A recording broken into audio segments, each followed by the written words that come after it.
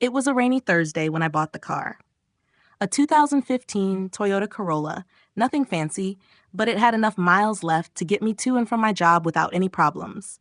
I'd been driving the same 2005 Honda Civic for years, but it finally gave up on me. So after a few days of riding the bus, I decided it was time to buy something new. I wasn't looking for anything life-changing, just a reliable car that would get me from my small apartment to my 9-to-5 job at a corporate firm. I hated the job, honestly.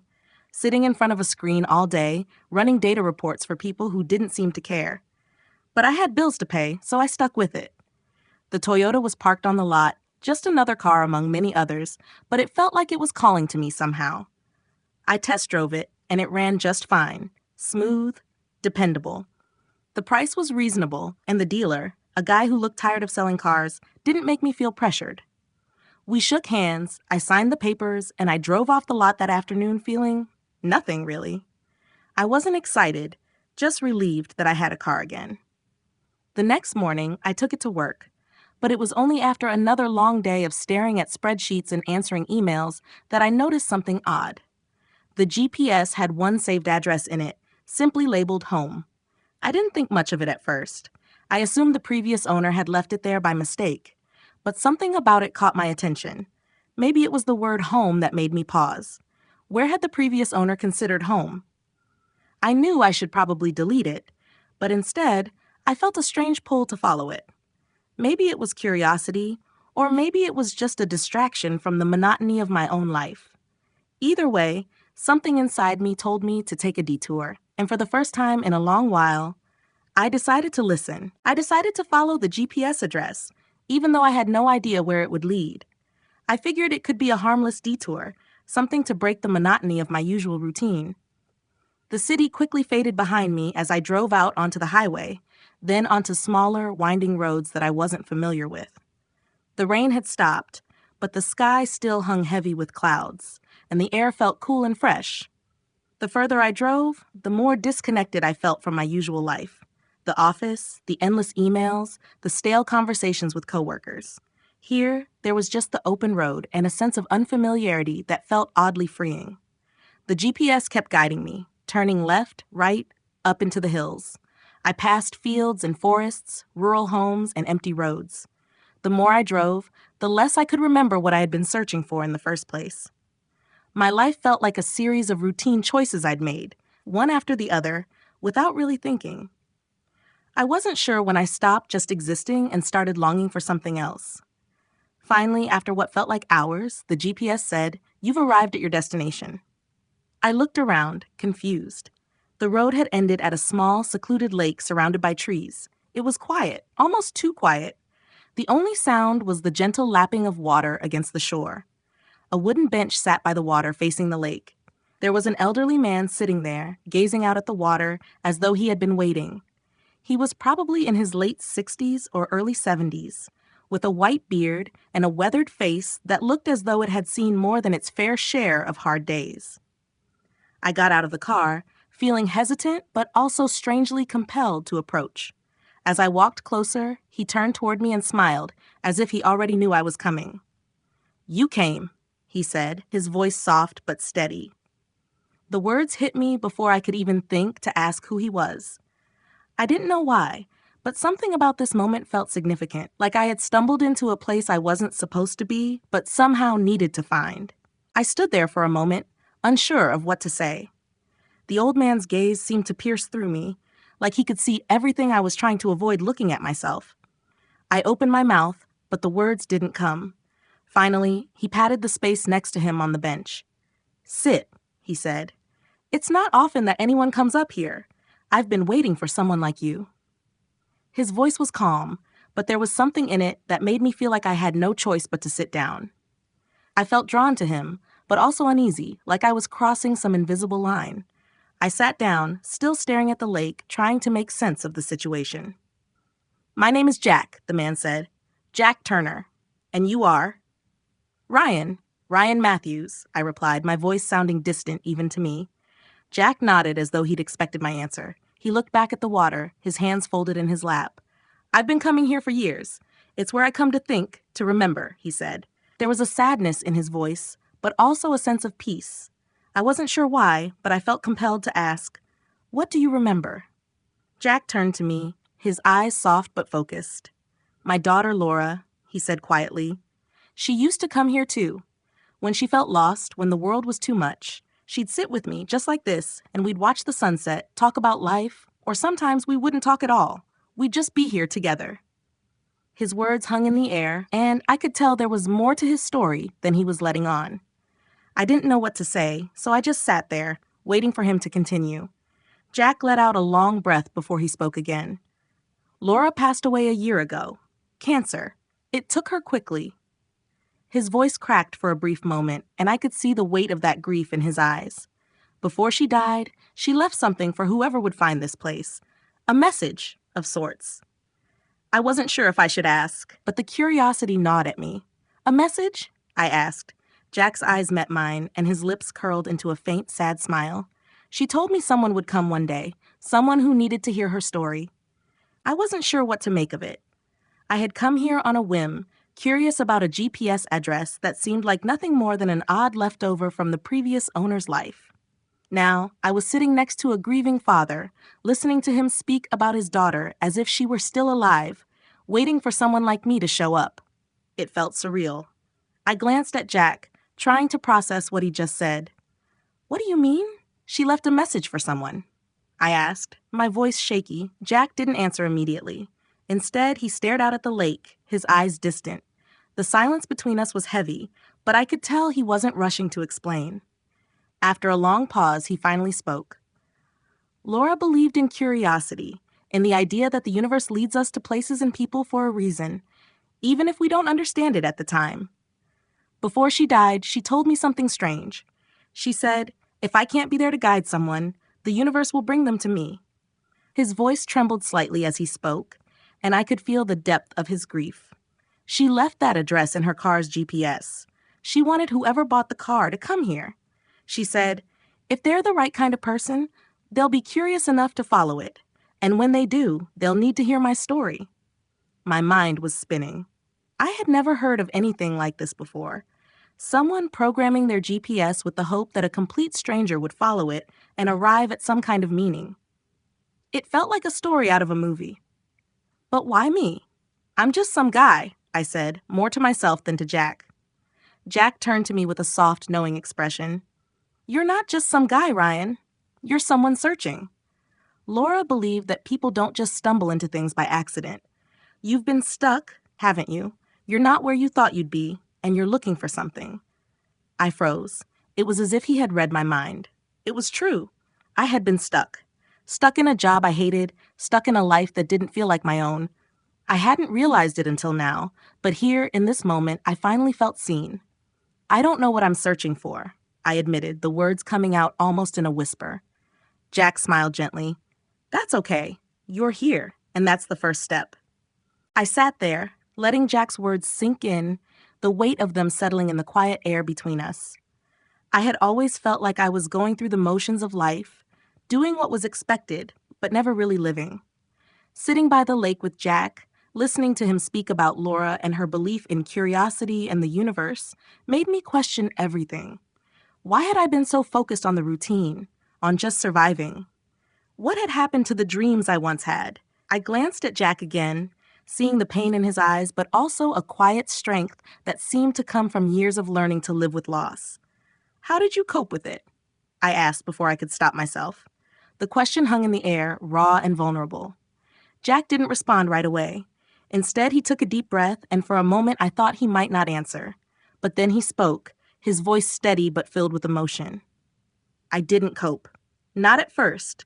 Losing Laura was impossible. I had to learn to live without her. But what kept me going was knowing that she wanted me to share her story. She wanted me to be here, waiting for someone who needed to hear it." He paused, looking out at the water again. "And I kept coming here every week because it was the only place I could still feel connected to her. It's where we used to come together, and it's where I knew she'd want me to be." I looked at the lake, at the sunset now painting the sky with deep oranges and purples, and I felt a strange sense of peace. In some way, I understood Jack's need to be here, to hold on to the memories. But what was I holding on to? I didn't know anymore. I had spent so much time burying my dreams, avoiding change, afraid of stepping into the unknown. I'm sorry for your loss, I said, the words feeling small compared to what I wanted to say. Jack gave a small nod, his expression softening. Thank you, Ryan. But I don't need sympathy. I need to share this, to help others see what I've learned. I looked at him, a sense of understanding starting to bloom in my chest. Maybe I didn't know exactly what I was searching for, but I was beginning to realize that curiosity was a powerful thing. And maybe it was time to stop waiting for something to change and start making it happen. As I sat there beside Jack, the weight of everything he had shared with me hung in the air. I was starting to see the connections I had been missing all this time, the small things that made life feel full, even when it felt like it was just slipping by. Jack wasn't just telling me about his daughter. He was telling me about how to live, really live, not just exist. I had been stuck in a rut for so long, convinced that there was no way out, that I had to follow the predictable path everyone else seemed to be on. But as Jack spoke about Laura's belief in curiosity, in following what felt right instead of just what was expected, something shifted in me. I never thought about it that way, I said quietly, breaking the silence that had fallen between us. Jack turned to me, his expression open and patient. That's how life works, Ryan. We get so caught up in trying to figure it out that we forget to feel it. Your path is yours to make. You just need to be willing to step off the road everyone else is on, even if it's a little scary. His words rang in my ears, and for the first time in a long time, I felt something other than frustration and doubt. I didn't know exactly what I was searching for, but I knew I needed to stop waiting for life to happen to me. I had to take action.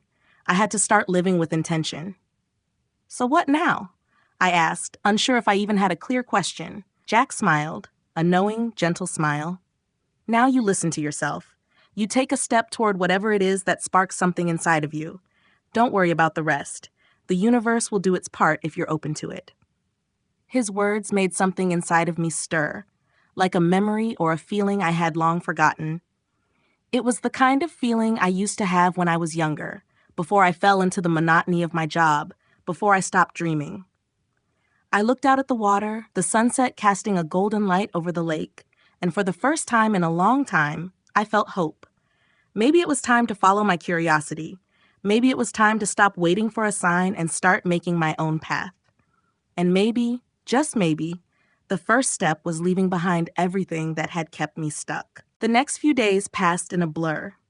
I went back to my apartment, but everything felt different. The same walls, the same furniture, but my perspective had shifted. I couldn't stop thinking about what Jack had said, about curiosity, about following my own path, about living a life that felt real instead of just going through the motions. It wasn't a sudden transformation, but something in me had changed. I couldn't keep ignoring the fact that I had been living in autopilot, stuck in a job I hated, a life I didn't recognize as my own anymore.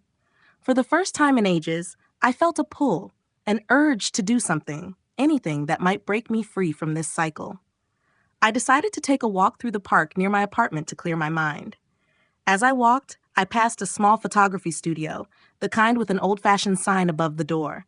I'd never noticed it before, even though it had been there for years. Something made me stop. I stared at the sign, the idea of photography suddenly coming to the forefront of my thoughts. I had always loved taking pictures, but it had been a long time since I'd picked up a camera. I'd buried that part of myself along with all the other dreams I had let slip away. Without thinking too much about it, I pushed open the door and stepped inside. The air inside was warm, and the smell of old books and coffee hit me immediately. There were photographs hanging on every wall, images of landscapes and people, moments captured in time. A woman behind the counter looked up and smiled. "Can I help you?" she asked. I hesitated, then said, "I was wondering if you offer any photography classes. I used to love taking pictures, but I haven't really done much of it lately." She smiled again, nodding. "We have a beginner class starting next week. It's all about finding your style, learning the basics again. Would you like to sign up?" I stood there, my heart pounding in my chest. This felt like the first real step I had taken toward something that felt right. I could feel that old spark I'd buried long ago starting to light up again. Yes, I said, without a second thought. I'd like to sign up. The photography class was everything I didn't know I needed. I showed up that first day, feeling nervous and unsure of myself. The room was filled with people who seemed more confident, more experienced, and I couldn't help but compare myself to them. But when the instructor, a friendly woman named Sarah, began talking about the fundamentals, light, angles, composition, I started to relax. It was like someone had opened a door inside me that I hadn't realized was shut. For the first time in a long while, I felt alive. We spent that first day learning how to see the world differently through a lens. I took pictures of ordinary things, trees, benches, streetlights, but the act of focusing, of seeing these things with intention, changed the way I looked at the world. I could feel a part of me waking up that had been dormant for years. The more I practiced, the more I wanted to dive in. Every time I clicked the shutter, I felt a little more myself. It wasn't about taking perfect photos. It was about expressing something inside of me. Something I had forgotten was even there. I started taking my camera everywhere. I found myself looking at everything in a new light. How the morning sun hit the pavement, how shadows stretched across a quiet street. It wasn't long before I began feeling the familiar pull of curiosity that Jack had talked about. I wanted to see more, learn more, and push myself to explore. The next Saturday, after class, I drove back to the lake. Jack was there, as always, sitting on the same bench, watching the water. He turned to me when I arrived, his face lighting up with a quiet, knowing smile. "How's the photography going?" he asked, his voice warm. It's amazing," I said, feeling the excitement bubbling up inside me. I didn't realize how much I had missed this. It's like I'm seeing the world for the first time again. Jack nodded. "You're finally listening to yourself? That's the first step." I sat down next to him, looking out at the lake. The sunset was beautiful, the colors rippling in the water, and for the first time in a long time, I felt like I was exactly where I was supposed to be. As the weeks went by, I found myself completely immersed in photography. What had started as a small curiosity had grown into something much bigger. My weekends were now filled with long walks, camera in hand, as I explored every corner of the city, capturing moments that I had previously overlooked. I was seeing the world differently, through the lens, but also with new eyes, more attuned to the beauty in the everyday. Each shot felt like a small discovery, like I was piecing together a puzzle I had been missing for years. One Sunday afternoon, I found myself walking through the park near my apartment, snapping photos of children playing, couples strolling, and the golden light of late afternoon casting long shadows across the path. I was lost in the rhythm of it when I noticed someone watching me from across the way.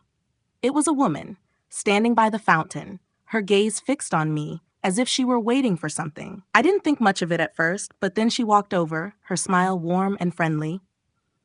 "I hope you don't mind," she said, "but I've been watching you take pictures for a while. Your shots, they've got something special." I blinked, surprised. Thanks. I'm still learning," I said, feeling a little self-conscious. "You're good," she insisted. "I'm Gabby, by the way. I'm a graphic designer, and I've been looking for a photographer to collaborate with. Do you ever do portraits?" The question caught me off guard. I hadn't thought about doing anything beyond the casual shots I had been taking, but the idea of working with someone, of capturing something more intentional, excited me. "I haven't done much of that, but I'd be open to it," I replied, still trying to process the unexpected offer. Gabby smiled, her eyes sparkling with enthusiasm. "Great. I think you've got the right eye for it. I'd love to see what we could create together." As we exchanged contact information, I couldn't help but feel a wave of excitement. Here I was, just a few months ago, stuck in a job I hated, questioning everything. And now I was talking about collaboration with someone who saw potential in me. It was a reminder that sometimes curiosity leads us to places we never expected. And for the first time in ages, I felt like I was moving in the right direction. The next few weeks with Gabby were a whirlwind. We met several times to discuss ideas, and each time we collaborated, I felt more and more alive. She had this effortless energy about her, a balance of creativity and organization that pushed me to think differently about my photography. Our first portrait session was a revelation. I had never really done anything formal before, just snapshots here and there. But working with her was like stepping into a new world. I saw how every light, every angle could tell a different story. Gabby was amazing to work with. She made the model feel comfortable, brought out their personality, and that translated into my photos. I was capturing emotions now, not just images, and it felt like I was really telling stories through the lens. After that first shoot, Gabby encouraged me to submit some of the photos to a local art show. It felt like a huge leap. I wasn't sure my work was good enough, but she assured me that I had something unique to offer. Just go for it, she said. If you don't try, you'll never know what could happen.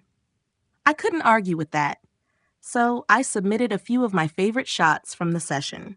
The night of the exhibition, I was a bundle of nerves. Gabby was there, of course, by my side, making me feel like I wasn't alone in this new, uncertain world.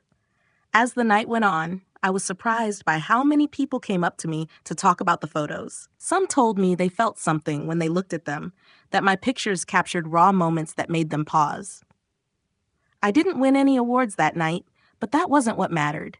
The experience was validation, proof that I had been right to follow my curiosity, to step out of my comfort zone.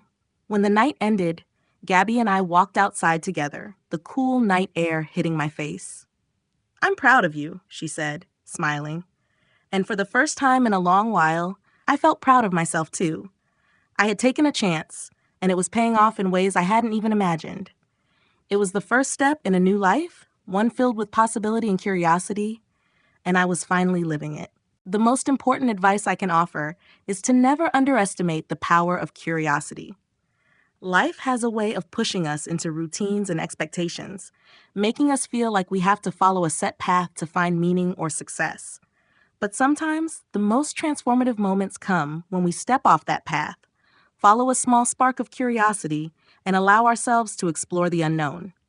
Take chances, even when you don't have all the answers. Whether it's pursuing an old passion, trying something completely new, or simply being open to unexpected opportunities, curiosity leads to growth. It's not about having everything figured out. It's about embracing the journey, learning from each experience, and trusting that the right things will come when you remain open and authentic. Life doesn't have to be perfect or planned. It's about the connections we make, the stories we tell, and the way we choose to live each day with intention. So, if something stirs your curiosity, go after it. It could lead to a completely new path you never expected, one that brings more joy, fulfillment, and purpose than you ever imagined.